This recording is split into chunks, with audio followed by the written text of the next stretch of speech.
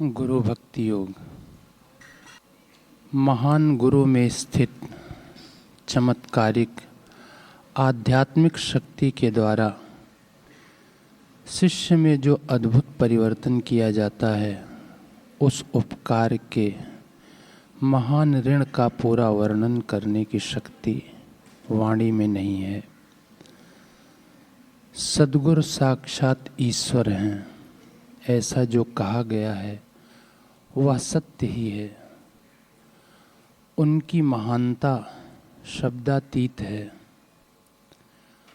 गुरु का सानिध्य प्रबल आध्यात्मिक स्पंदनों के द्वारा शिष्य को ऊंची भूमिका पर ले जाता है और उसे प्रेरणा देता है। गुरु की महिमा शिष्य की स्थूल प्रकृति का परिवर्तन करने में निहित है। सद्गुरु के पूज्य चरणों में आश्रय लेना ही सच्चा जीवन है, जीवन जीने की सही रीति है। गुरु की शरणागति में जाना यही आत्म साक्षात्कार का मार्ग है।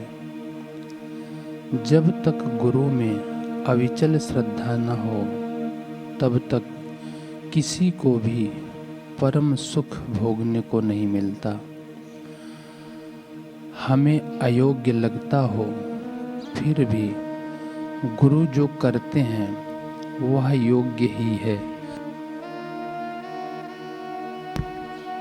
गुरु के उपदेश में अविचल और अविरत श्रद्धा सच्ची गुरु भक्ति का मूल है।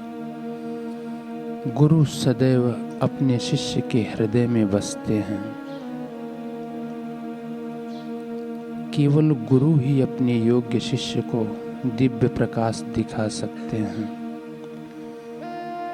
सच्चे गुरु शिष्य का प्रारब्ध बदल सकते हैं।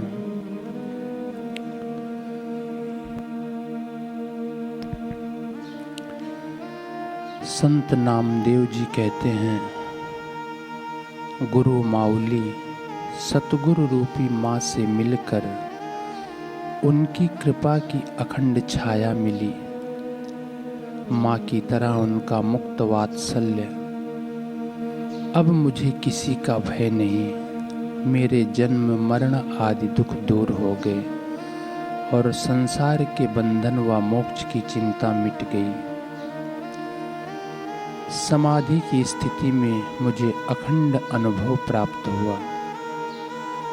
नामदेव जी कहते हैं कि मुझे मेरे सब साधन मिल गए। मैं अपने सतगुरु विसोबा खेचर के चरण नहीं छोड़ूंगा। हे सद्गुरुदेव, आप सुख देने वाले हैं और सुख स्वरूप ही हैं।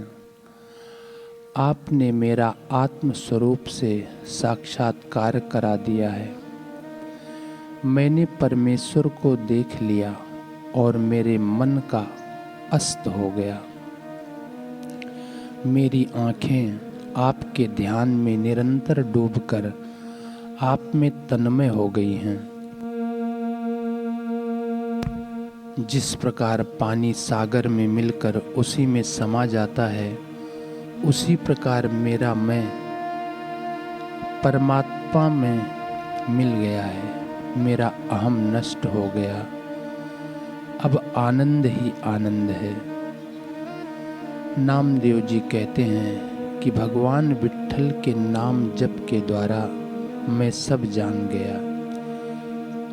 यदि आपके कोई सतगुरु हैं तो आपकी मुरारी से भेंट हो सकती है।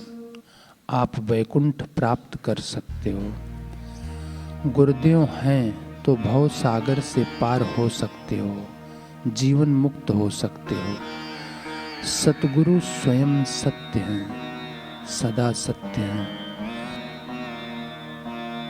सद्गुरु सदा नाम दृढ़ करवाते हैं, जिससे दसों दिशाओं में भटकना बंद हो जाता है। सद्गुरु मिले तो पांचों विकार दूर हो जाते हैं, मरना समाप्त हो जाता है। सद्गुरु मिलें तो जिज्ञासु की अवस्था अकथनीय हो जाती है। उसे त्रिभुवन का ज्ञान हो जाता है। उसकी वाणी अमृत के समान हो जाती है तथा उसे उच्च आदि उच्च पद प्राप्त हो जाता है। सद्गुरु मिल जाएं तो शीश आकाश में स्थित हो जाता है, अर्थात शारीरिक रूप से तो जिज्ञासु पहले जैसा ही दिखेगा, पर उसकी मति चिदाकाश में आत्मानुभव में स्थित हो जाएगी। सदा सावासी मिलती है, वह सबके लिए सदैव प्रशंसनीय हो जाता है। व्यक्ति वैरागी हो जाता है तथा रागानुराग से मुक्त हो जाता है। गुरुदेव मिल जाए तो मनुष्य पर निंदा त्यागने लगता है। उसके माथे की भाग्य रेखा चमक उठती है। भगवान की करुणा कृपा का छत्र उस पर बना रहता है। गुरु का मिलना 68 तीर्थों का स्नान है, पुण्य की प्राप्ति है। गुरु मिल जाए तो संशयों का निवारण हो जाता है। विष भी मीठे मेवे बन जाते हैं। गुरुदेव के बिना कोई स्थान नहीं जहाँ शरण ली जाए। नामदेव जी कहते हैं कि सतगुरु की शरण में ही सच्चा सुख है।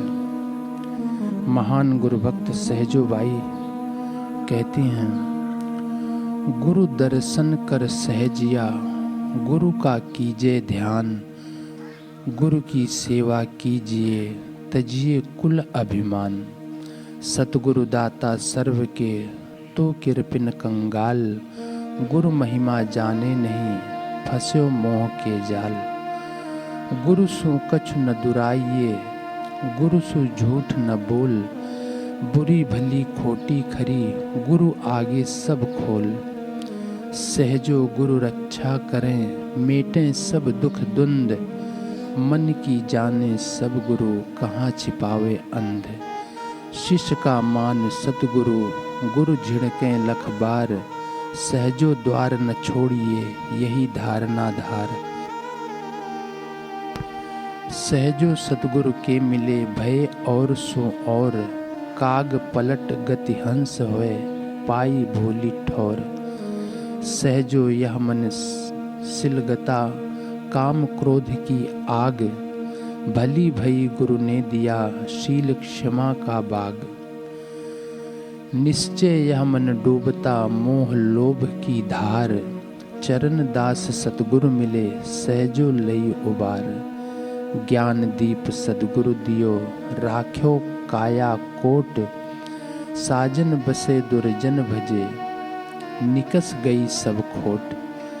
सहजो गुरु दीपक दियो नैना भय अनंत, आदि अंत मध्य एक ही सूझ पड़े भगवंत। सहजो गुरु प्रसन्न होए मेट्यो मन संदेह, रोम रोम सो प्रेम उठी भीज गई जब देह। सहजो गुरु प्रसन्न हुए एक कहायो प्रसंग, तन मन में पलटी गई रगी प्रेम के रंग। सहजो गुरु कृपा करी कहाँ कहूँ मैं खेल खोल, रोम रोम फुल्लित भई मुख न आवे बोल।